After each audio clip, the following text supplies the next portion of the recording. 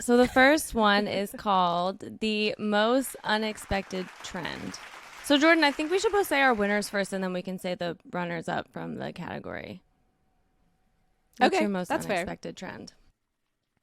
My most unexpected trend, the winner, is the G League mattering again because everything with COVID and players in these 10-day contracts, and now it's like people are actually watching the G League that, like GMs and things because they're trying to find people for their team like overnight, and players are ending their 10-day contracts and immediately getting signed again somewhere else because it is desperate times in the NBA right now.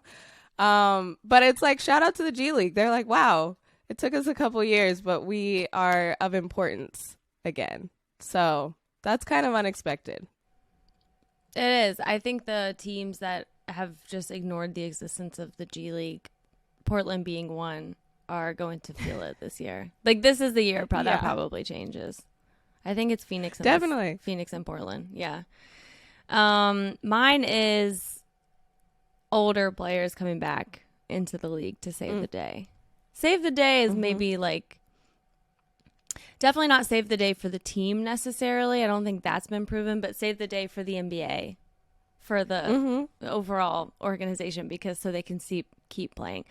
I actually had this like argument with my dad a couple years ago. My dad and I have this all-time debate, is a better way to say it, where when teams are playing especially shitty, or we're watching a game and a bunch of people are injured, which has come up more and more, he thinks that if players kept leaving, or for some reason the top players couldn't play, he thinks it doesn't matter to what level it gets down to.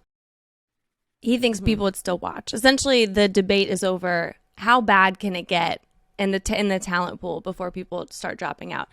My argument for pro sports is you can't go too deep. You can't shave off too many layers of talent, because for pro sports, and this is the thing, is that the fixtures remain the same. It's not the same as high school sports where you don't have to pay that much. Right.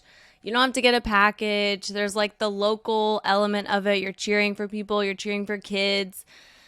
In pro sports, you have to pay a lot. It's not cheap to be a fan, especially if you're a fan of the NBA, because like I found out last night, you can't just go somewhere and watch it. I have to have League Pass in Louisville, Kentucky. Most people have to have League Pass unless you only watch your local team.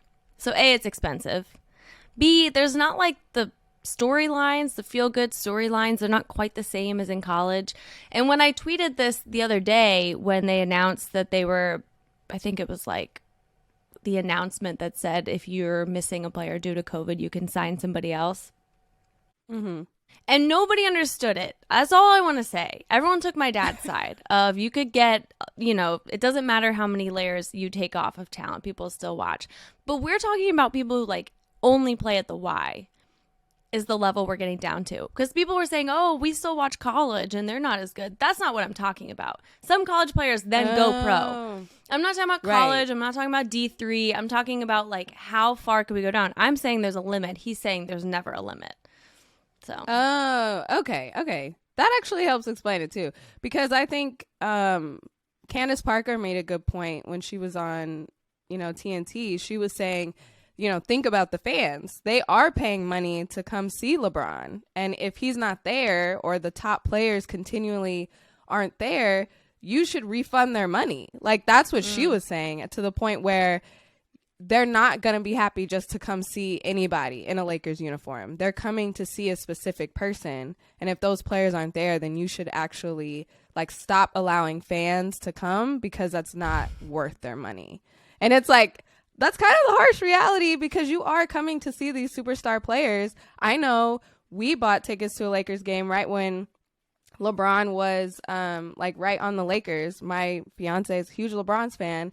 He was hurt that game, and we were like, really? Out of all the games, like, we came to see him. So that is, I think, like one of the first games when he was a Laker?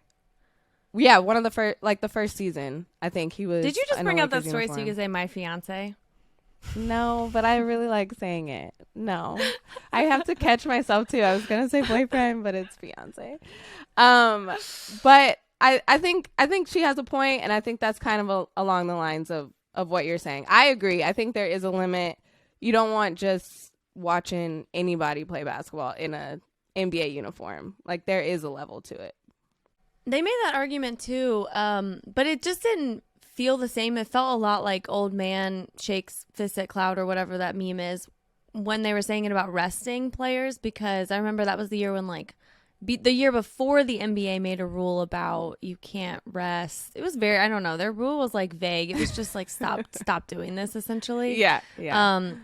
When Kawhi would rest a lot, LeBron was, Paul George was that year. Everyone then was saying you should do this for the fans. And at that point I was like, I mean, I don't know. Don't they want to elongate their career? Like, I'm kind of on the player side. But this is more about an NBA thing than a player-specific thing because they're literally sick. Anyway, so yeah, that's a long way of saying mine is old players coming back. I really enjoyed it. Lance Stevenson, Brandon Knight. Who were we talking about the other day? Yeah, Joe Johnson. We were saying that, like, all those names just feel like we're in a different year. Like, we just teleported to, like, 2013. I don't even know what year it is, but it's all these players. Darren Collison was the one we were talking about. Yeah. Yeah. When was the last time he played? 2019? I don't think he was playing basketball. I swear to you, I think he was sitting on his couch, and they were like, yo, remember that we were talking about you coming to the Lakers like 2 years ago? Are you down still? And he was like, yeah, sure. I think Darren Collison's the one who retired because he's Jehovah's Witness. Am I making this up? I swear he's the one who retired because he's a Jehovah's Witness. And I remember at the time I was like, no, you retired because like no one wants you. No offense. Because he's a Jehovah's Witness? Yeah, wow. He said religious reasons, so I don't know. Let's pin that. We'll come back to that. Because I mean, he's not that old. He was the 2009 he's not draft, old, which no. was like Harden. He played with Russ at Steph. UCLA. DeMar was 2009 draft, because that always feels wrong to me. It always feels like he should be 2011. I don't know. 2009 draft was a big draft for Louisville. We had Terrence Williams went 11th. Earl Clark went 14th. Earl Clark, Louisville legend, who's now on the Miami G League team. I think you just brought that up to bring up Louisville. Yeah. No, he really, I don't know exactly the last time he played basketball, but it was definitely, I don't know that I could have drank alcohol that legally. helps. Yeah. That's a clear picture. Yeah. I genuinely don't think I could drink. Yeah, it's been a long time. And then, okay, so to go back to the category, which was the most unexpected trend, Harry threw in the Wiggins essence, Andrew Wiggins being helpful to a team. I will say I did not ever expect this, but it does make sense. You reduce someone's role and they can do better. We've seen this time and time again. Yeah. Good for so him. yeah, and then Bing Bong. I don't know, Harry, did you mean this as like the phrase or the Knicks being, yeah, because they're not really as exciting as we thought they would be, so it's kind of like a negative Bing Bong, but I think you just meant the phrase, right? I think the phrase. I meant the whole journey of Bing Bong, from the viral video to then the Knicks just being like really disappointing. I think I could have. And the like Bing, yeah.